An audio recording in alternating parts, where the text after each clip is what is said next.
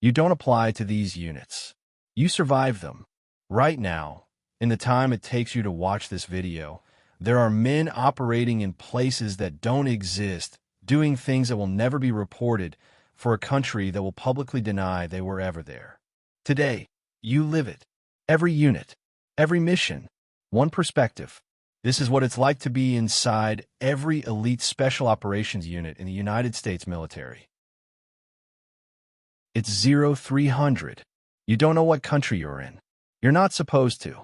You are a U.S. Army Ranger, 75th Ranger Regiment, and in 60 seconds, that ramp drops, and you move. Rangers are not special forces in the traditional sense. They are the tip of the spear, the first boots on the ground when the call comes. Fast, violent, overwhelming. Selection begins with something called RASP, Ranger Assessment and Selection Program. 2 phases. 61 days. Physical testing that breaks most candidates in the first week. Land navigation at night, 8-mile runs with full kit, water confidence tests, sleep deprivation that makes your hands shake and your mind blur. 60 to 70% of candidates who walk in don't finish. But you finished, and now you're here, the back of AC-130 at altitude over a location that, officially, doesn't exist on tonight's flight manifest. The mission brief was simple: secure the landing zone, neutralize resistance, hold until the follow-on force arrives. 30 minutes on the ground, maximum. But here's what nobody tells you about being a Ranger.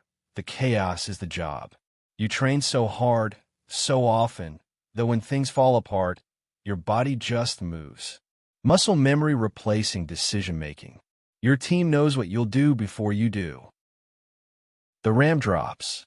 Cold air hits you like a wall. You move. Down the ramp, boots on dirt, rifle up, sectors of fire established in under 4 seconds. No commands. No chaos. Just men who've rehearsed this moment 10,000 times, operating in perfect silence. Rangers have been at the tip of nearly every major U.S. military operation since World War II, Grenada, Panama, Somalia, Iraq, Afghanistan. The real ones. The ones that change history. You don't get to brag about it. You don't get to talk about it. You just get to be the first one through the door. You are not here to fight. Not today. You are a U.S. Army Special Forces soldier, what the world calls a Green Beret, and right now, your weapon is not your rifle. It's the cup of tea you're about to accept from a tribal elder whose loyalty could determine the outcome of a conflict that's been simmering for a generation.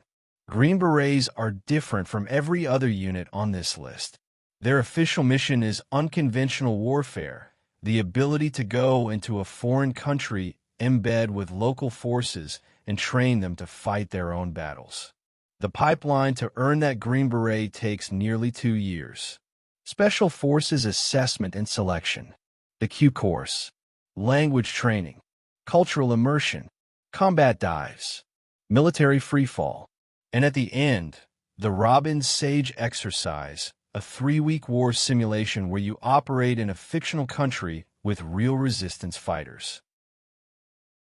By the time you put that beret on, you speak at least one foreign language. You know how to treat a gunshot wound, perform emergency surgery in the field, run a psychological operations campaign, call in air support, and negotiate a ceasefire, all in the same 72-hour period. Your team, an Operational Detachment Alpha, 12 men, is a self-contained army. 2 intelligence sergeants, 2 medics, 2 communication specialists, 2 engineers, 2 weapons sergeants, and 2 officers. In the village today, you've been here 3 weeks. You know the elder's name, his children's names, which family feuds matter, and which local commander could be flipped with the right pressure. This is the work nobody sees. No body cam footage. No news crew. You are the quiet professional. And quietly, you are winning. Months from now, the reports will say that local forces repelled an insurgent offensive. Nobody will mention your name. Nobody will mention your team. That's exactly the way it's supposed to be. Nobody is supposed to know you exist. The unit doesn't officially have a name. It's called Dev Crew, Development Group. The Pentagon doesn't acknowledge its missions. Its operators don't wear unit patches. Their personnel files are classified, but the world knows it as SEAL Team 6. And you are in the water 60 feet below the surface of a harbor in a country we won't name, waiting for a signal. Getting here took everything you had. First, basic underwater demolition/SEAL training, BUD/S 6 months. Hell Week alone is 5.5 days without sleep, in cold Pacific surf, carrying a 200-pound boat on your head, running in wet boots until your feet bleed. 70 to 80% of candidates ring the bell and quit. You didn't. Then you spent years in a regular SEAL team, deploying, building your combat record, getting selected for SEAL Team SIXS Green Team, a 6-month tryout so brutal that experienced combat veterans regularly fail out. Your target tonight is a compound 800 meters inland. You have a window of 11 minutes before the guard rotation closes it. The intelligence was gathered over 14 months. 17 sources. For satellite passes per day. The mission was rehearsed 43 times at a full-scale replica of the compound built somewhere in the American Southwest. You thought about every possible failure. You move anyway. DevGru operators are the military's response to the world's worst problems: hostage rescues, high-value target eliminations, counter-proliferation operations that cannot fail and cannot be traced. The raid on Osama bin Laden's compound in Abbottabad, that was this unit. Helicopters modified for stealth. 40 minutes on the ground. 0 civilian casualties. 0 American fatalities. Rehearsed. Executed. Done. You clear the courtyard in 12 seconds. The breach team is already at the door. You don't think. You've already thought. Everything that happens in the next 8 minutes has already happened 1,000 times in a training facility, in your sleep, in the quiet moments before every single deployment. The door opens. You go. You look like nobody. That's the point. First Special Forces. Operational Detachment, Delta. Officially, it doesn't exist. The Army won't confirm its missions. Its operators have no unit insignia. Many carry civilian passports under names that aren't theirs. If SEAL Team 6 is America's maritime scalpel, Delta Force is its land-based ghost. The selection process is legendary in the special operations community. Candidates aren't told where they're going, how long they'll walk, or what the standard is to pass. You're given a heavy rucksack and a map and told to reach a series of points, alone.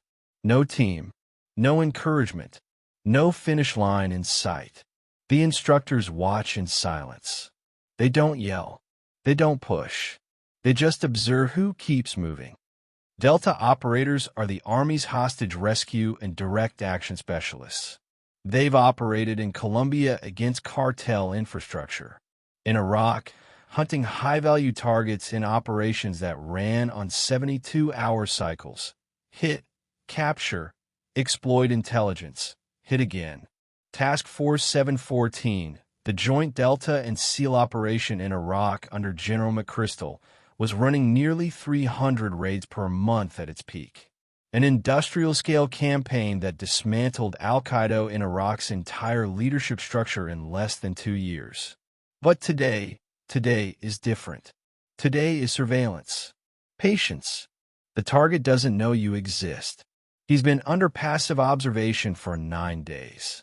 His patterns, his contacts, his phone, his car, his dry cleaning schedule.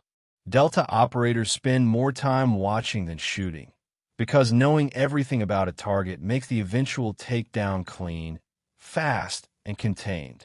Target is mobile. All elements hold position. We wait. You wait.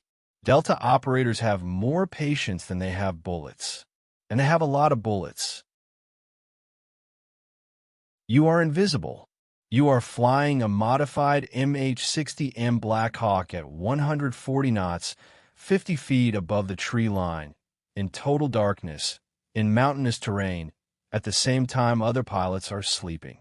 You are a Night Stalker, 160th Special Operations Aviation Regiment, and your job is to deliver, extract, and support the most dangerous men on the planet precisely on time, at exactly the right place, in conditions no other aviation unit will touch. Their motto, Night Stalkers don't quit.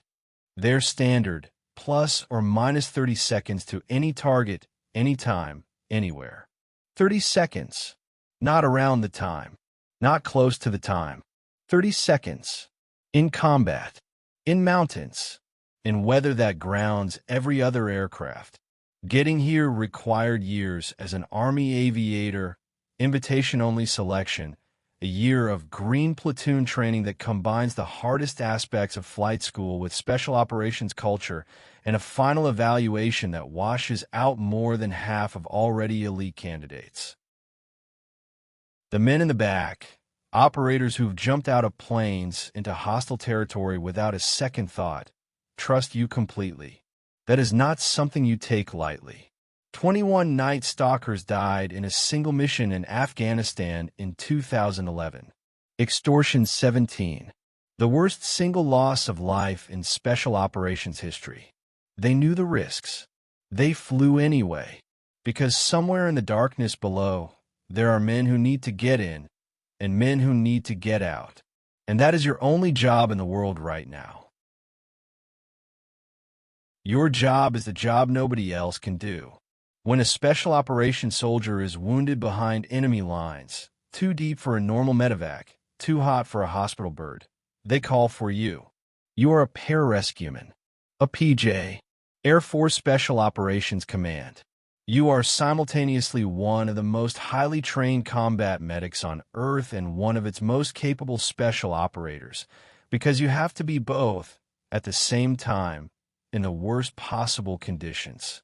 The pipeline to become a PJ is 2 years long and is considered by many in the SOF community to be the hardest individual training program in the United States military, harder than BUD/S by some accounts.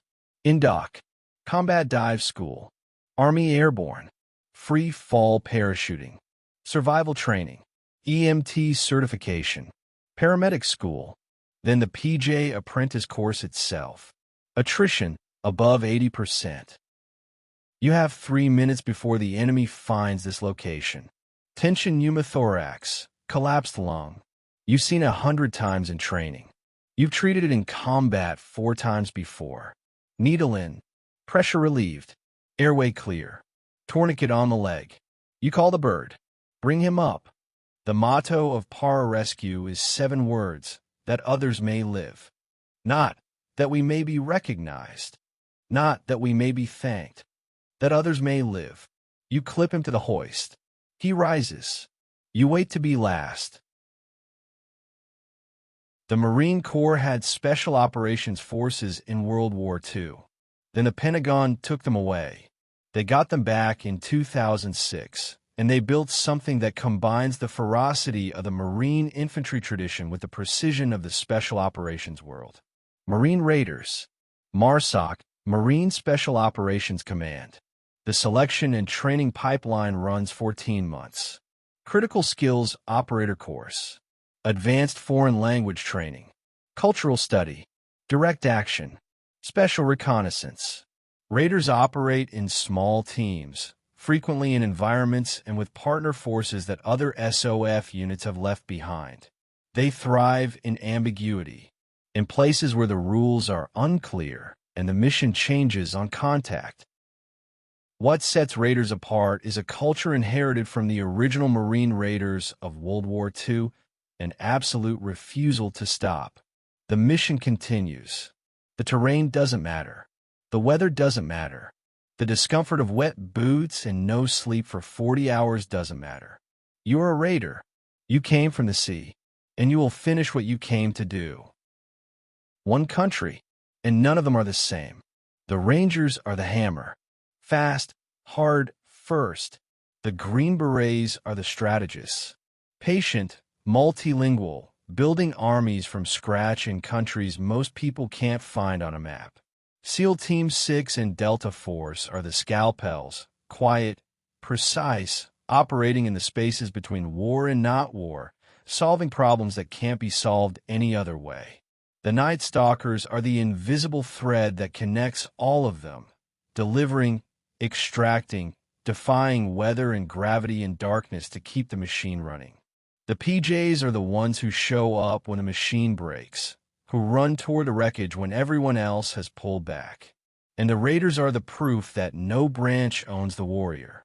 What they all share is something you can't put in a training manual. It isn't courage. Every soldier has courage. It isn't toughness. Plenty of men are tough. It's the decision, made quietly and privately and without ceremony, to do the hardest possible thing in the worst possible conditions, and to do it again tomorrow, and the day after, and the day after that. These men are not superhuman.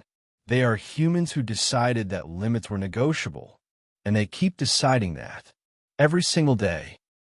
If you made it this far, you already know why these units fascinate people, because somewhere deep down, you wonder if you'd make it. The honest answer: most people don't, but some do, and they never stop. Do not forget to subscribe and hit the notification button.